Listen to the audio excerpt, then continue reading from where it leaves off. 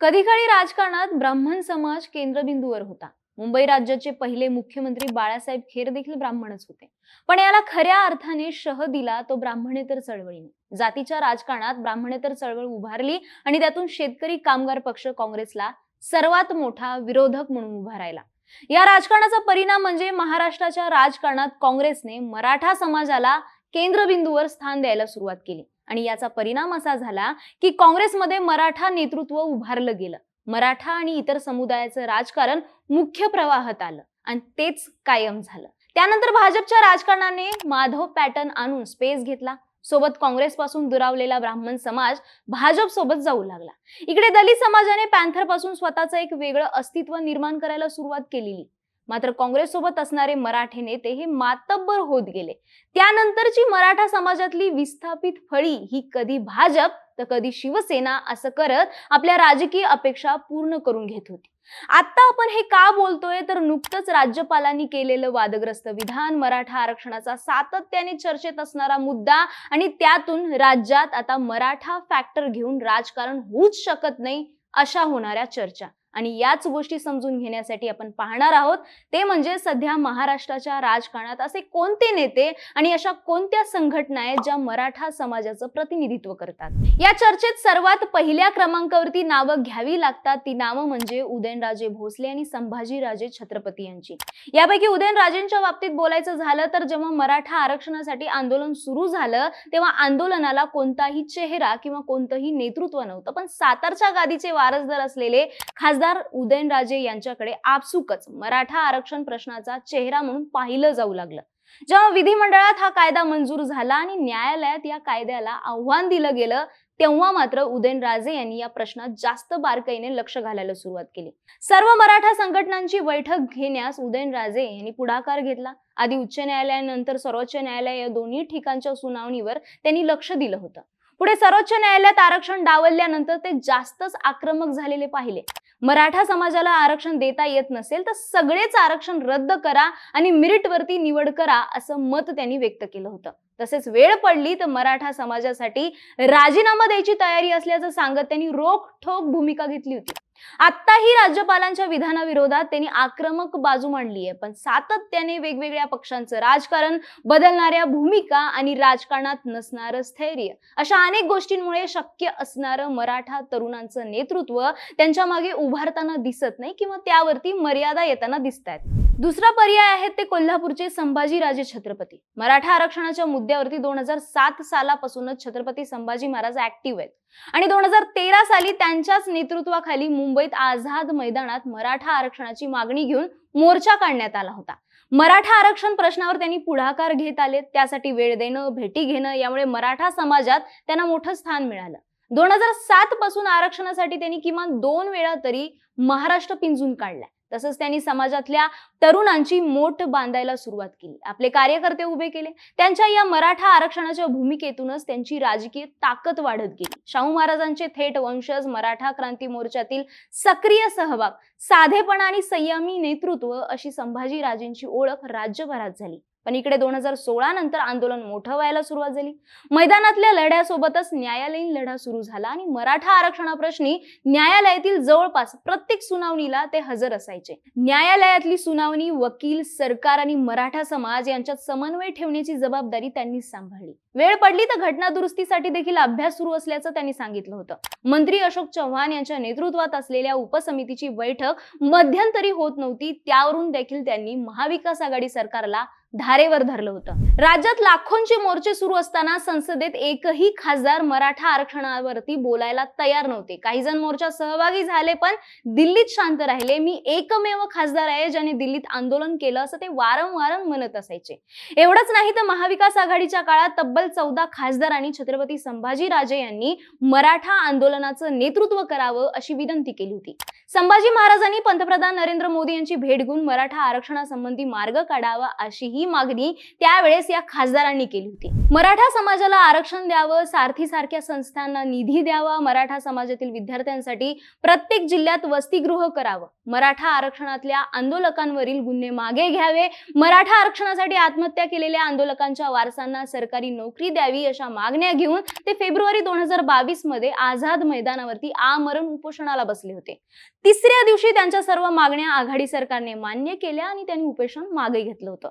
थोडक्यात न्यायालयीन लढाई असो वा मैदानात आंदोलन करणं असो, यातून मराठा समाजाचं नेतृत्व करण्यात छत्रपती संभाजी महाराज कायमच पुढे असल्याचं दिसून येतं। आत्ताही ते स्वराज्य संकल्प अभियानामार्फत मराठा समाजाची नवी मोट बांधण्याच्या तयारीला लागलेत। यात त्यांना कितपत यश मिळतं यावरच मराठा समाजाचं नेतृत्व ते करू शकतात का याचं भविष्य मांडता येईल। उदयनराजे आणि संभाजी राजे यांच्या पलीकडे तिसरं नाव घ्यावं लागतं, ते नाव म्हणजे मराठा सेवा संघाचं। 1990 मध्ये पुरुषोत्तम खेडेकर यांनी मराठा सेवा संघाची अकोल्यात स्थापना केली होती। मराठा कुणबी समाजातील सरकारी अधिकाऱ्यांना एका मंचावर आणून त्यांचं संघटन उभं करणं आणि समाजाचं प्रबोधन करणं हा प्रमुख उद्देश मराठा सेवा संघाच्या स्थापनेवेळेस होता। सेवा संघाचे 33 विभाग आहेत जे आजही कार्यरत आहेत। जय जिजाऊ, जय शिवराय, एक मराठा, लाख मराठा अशी घोषवाक्य मराठा सेवा संघाने दिल्याचं म्हटलं जातं। या सोबतच विधानसभेत शिवजयंतीच्या तारखेच्या वादावर चर्चा घडून 19 फेब्रुवारी ही शिवजयंतीची अधिकृत तारीख निश्चित करून घेतली। सिंदखेड राजा इथे 12 जानेवारीला जिजाऊ जयंती, 19 फेब्रुवारी किल्ले शिवनेरीला शिवजयंती उत्सव, 14 मेला किल्ले पुरंदरला शंभू जयंती उत्सव, 6 जूनला किल्ले रायगडावरती शिवराज्याभिषेक उत्सव त्यांनी सुरू केले। आरक्षण आणि मराठा समाजाचे इतर प्रश्न सोडवण्यासाठी सामाजिक संघटनेबरोबरच राजकीय पक्ष असायला हवा असं मराठा महासंघाला वाटू लागलं आणि मराठा सेवा संघाने राजकारणात उतरत शिवराज्य पक्षाची स्थापना केली होती। बाबासाहेब आंबेडकरांच्या नंतर फार मोठी वैचारिक क्रांती मराठा बहुजन समाजात मराठा सेवा संघामुळे झाल्याचं म्हटलं जातं। या संघटनेच्या माध्यमातून शासकीय पातळीवर संसदेमध्ये गेल्या कित्येक वर्षांपासून मराठा आरक्षणासाठी लढा सुरू आहे। थोडक्यात मराठा सेवा संघ हा राज्यातील मराठा समाजाचं सर्वात मोठं आणि सर्वात जुनं नेतृत्व समजलं जातं। मराठा सेवा संघाप्रमाणे चौथं नाव येतं ते म्हणजे संभाजी ब्रिगेडचं। मराठा सेवा संघाची युवक शाखा म्हणजे संभाजी ब्रिगेड। 4 ते 5 एकर शेती असणारा, शिक्षण घेण्याच्या अडथळ्यांनी वैतागलेला, नोकरी रोजगार नसलेला नाहीरे वर्गातला शेतकरी मराठा या समाजातल्या तरुणांना संभाजी ब्रिगेड संघटना आपलीशी वाटत असायची।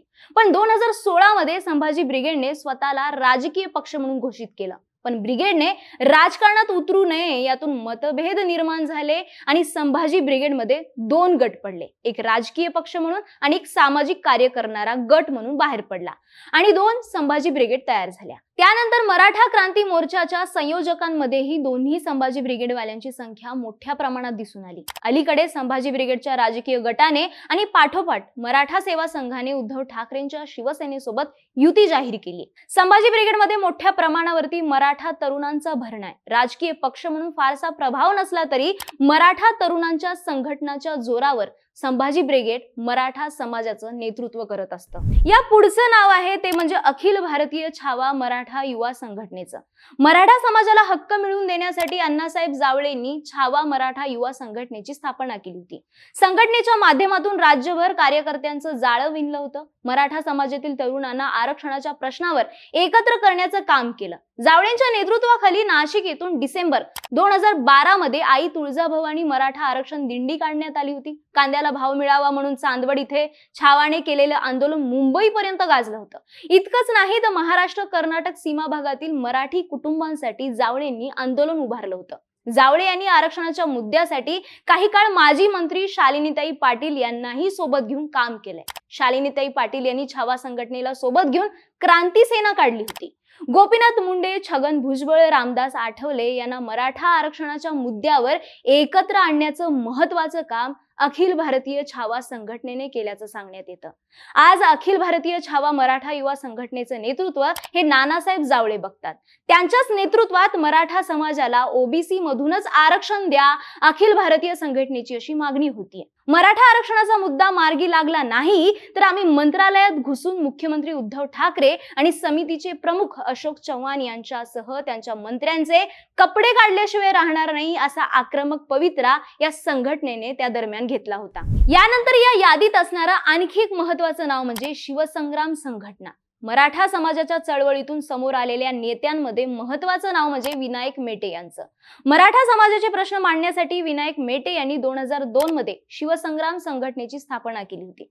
मराठा समाजाच्या प्रश्नांवरती ही संघटना राज्यभर काम करत असते. त्यावेळी ते राष्ट्रवादी काँग्रेसमध्ये कार्यरत होते. पण 2014 मध्ये विनायक मेटे राष्ट्रवादीतून बाहेर पडून भाजपमध्ये गेले. नंतर शिवसेना महायुतीत सामील झाले.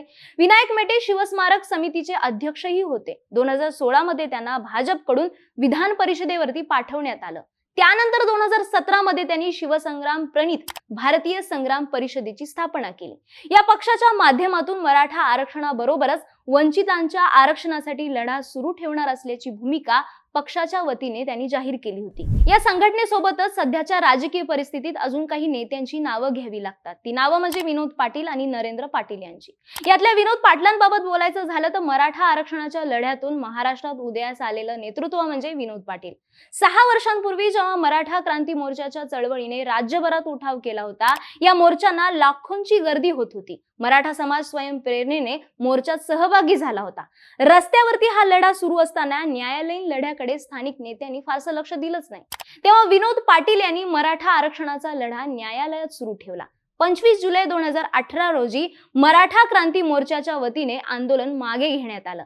त्यानंतर मराठा आरक्षणाच्या न्यायालयीन लढ्याला खऱ्या अर्थाने महत्त्व प्राप्त झालं. त्यामुळे साहजिकच सर्वांच्या नजरा न्यायालयाच्या निकालावरती आणि त्यासाठी प्रयत्नशील असलेल्या विनोद पाटलांवर लागल्या होत्या. मराठा आरक्षणाचा निकाल मुंबई उच्च न्यायालयाने दिल्यानंतर विनोद पाटलांवर शुभेच्छांचा वर्षाव सुरू झाला. त्याच वेळी त्यांच्याकडे मराठा चळवळीतील संभाव्य नेता म्हणून पाहायला सुरुवात झाली. यानंतर दुसरं नाव येतं नरेंद्र पाटलांचं. नरेंद्र अण्णासाहेब पाटील अर्थात स्वर्गीय माथाडी कामगार नेते आणि मराठा समाजासाठी महत्त्वपूर्ण योगदान देणारे स्वर्गीय अण्णासाहेब पाटील यांचे चिरंजीव म्हणजे नरेंद्र पाटील. नरेंद्र पाटलांकडे मराठा समाजातील लोकांची सहानुभूती जाते ते स्वर्गीय अण्णासाहेब पाटलांमुळेच. नरेंद्र पाटील यांचा लौकिक माथाडी कामगारांचे नेते म्हणून असला तरी मराठा चेहरा म्हणूनच ते सर्वांना ओळखीचे आहेत. त्यांनी 2019च्या लोकसभा निवडणुकीत सातारा मतदारसंघातून निवडणूक लढवली होती. नरेंद्र पाटील यांची देवेंद्र फडणवीस यांच्याशी नेहमीच जवळीक राहिली आहे. महाविकास आघाडीच्या काळात त्यांनी मराठा आरक्षणावरून परखड भूमिका घेतली होती. मराठा समितीचे अध्यक्ष अशोक चव्हाण यांना पदावरून हटवण्याची मागणी त्यांनी सातत्याने केली होती. नरेंद्र पाटील हे अण्णासाहेब पाटील आर्थिक मागास विकास महामंडळाच्या अध्यक्षपदी होते, पण महाविकास आघाडीचे सरकार आल्यानंतर त्यांना या पदावरून हटवण्यात आलं होतं. राज्यात भाजप शिंदे सरकार आल्यानंतर त्यांना पुन्हा एकदा या पदावरती नियुक्ती देण्यात आली होती. मराठा समाजातील मुलांना व्यावसायिक कर्ज मिळावं यासाठी नरेंद्र पाटील यांचं योगदान मोठं असल्याचं म्हटलं जातं. छत्रपती उदयनराजे भोसले, संभाजीराजे छत्रपती, विनोद पाटील, नरेंद्र पाटील यांच्यासारखे नेते, शिवसंग्राम, छावा, संभाजी ब्रिगेड अशा संघटना आणि याशिवाय एकूण 23 मराठा संघटना राज्यात कार्यरत आहेत. त्यातल्याच काही संघटनांची नावं सांगायची झाली तर शिवस्वराज्य, धर्मवीर छत्रपती युवा संघटना, मराठा वॉरियर, शिवक्रांती सेना, संभाजी सेना, शुभा संघटना, जिजाऊ ब्रिगेड, मराठा युवा संघटना, शिवसूर्या सामाजिक संघटना, मराठा शिवसैनिक सेना, हिंदवी सेना, शिवस्वराज्य सेना, शिवराज्य युवा संघटना, धर्मवीर छत्रपती युवा संघटना, मराठा लिबरेशन टायगर आणि अजून बरीच नावं यात आहेत ज्यांनी मराठा समाजाच्या प्रश्नांसाठी लढा उभारलाय. आरक्षणाची मागणी सातत्याने लावून धरलीये आणि यातले अनेक जण मराठा क्रांती मोर्चाच्या बॅनर खाली एकत्र देखील आले होते. पण ही चळवळ, मराठा समाजाचं राजकारण कोणता तरी एक पक्ष अथवा कोणता तरी एक नेता यामध्येच विभागलं गेल्यामुळे एकमुखी असं मराठा समाजाचं नेतृत्व उभारलेलं दिसून येत नाही. या बाबतीत तुम्हाला काय वाटतं आम्हाला कमेंट बॉक्समध्ये नक्कीच कळवा आणि बोलबिडू YouTube चॅनलला सबस्क्राईब करायला विसरू नका.